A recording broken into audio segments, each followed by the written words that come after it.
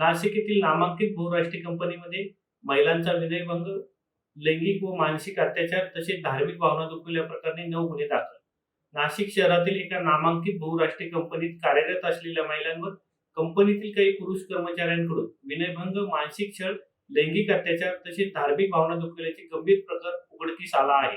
सदर प्रकरणी आतापर्यंत एकूण 9 गुन्हे दाखल करण्यात आले असून 6 आरोपींना अटक करण्यात आली आहे.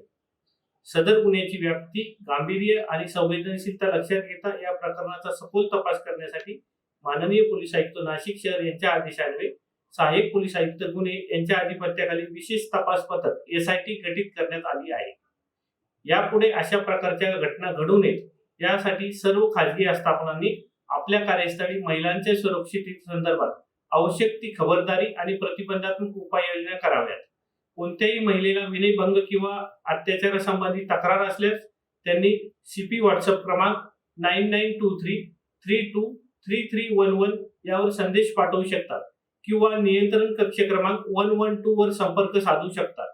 तक्रारदार महिला, संस्था किंवा माहिती देणाऱ्या व्यक्तीची ओळख गोपनीय ठेवण्यात येईल असे आवाहन माननीय श्री संदीप कर्णिक पोलीस आयुक्त नाशिक शहर यांच्या वतीने करण्यात येत आहे.